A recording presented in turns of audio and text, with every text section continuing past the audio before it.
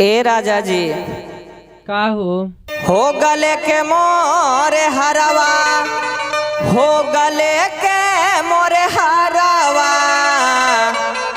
अरे तू तो राजा हो जाता गले के मोरे हरवा, तो राजा हो जाता गले के मोरे हरवा, तू तो राजा हो जाता गले के हमरे हरवा, गले के हमरे हरवा, गले के हमरे हो, गले के हमरे हरवा, गले के हमरे हरवा।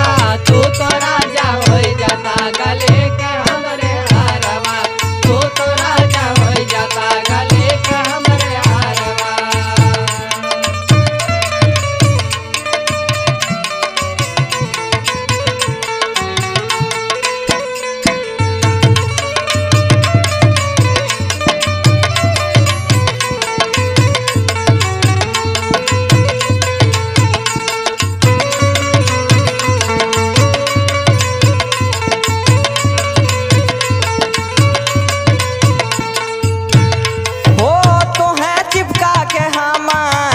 तो सजानवा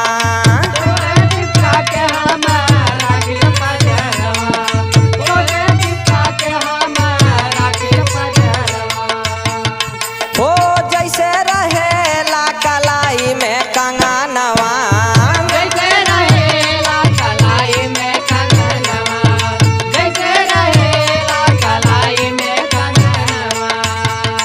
हो बिन तोहरे राजा ए राजा, हो बिन तोहरे राजा निकला गे नहीं घरवा।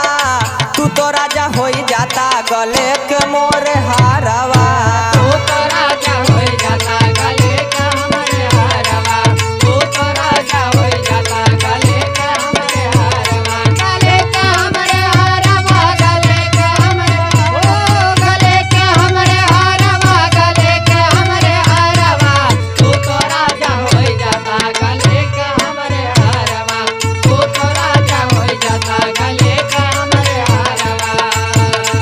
ए राजा जी का हो छोड़े न चाहे जैसे गुड़ावा के चूटवा, छोड़े न चाहे जैसे गुड़ावा के चूटवा, छोड़े न चाहे जैसे गुड़ावा के चूटवा। हो पुतवा तो छोड़े माई न छोड़े पुतवा, पुतवा तो छोड़े माई न छोड़े पुतवा, पुतवा तो छोड़े माई न छोड़े पुतवा। हो वैसे जतन से हम ए राजा जी, वैसे जतन से राखबा आठो पहरवा।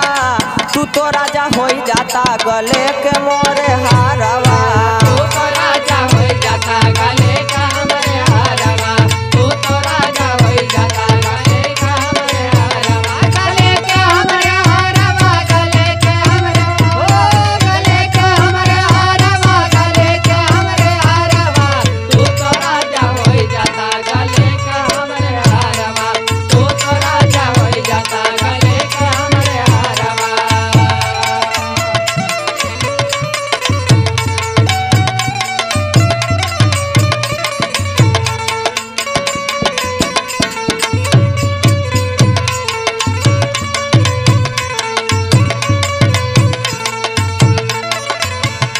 हो मुन्ना मतलब भी बोला कबाई राधा, कबाई राधा भैया कबाई राधा, मुन्ना मतल भी बोला कबाई राधा।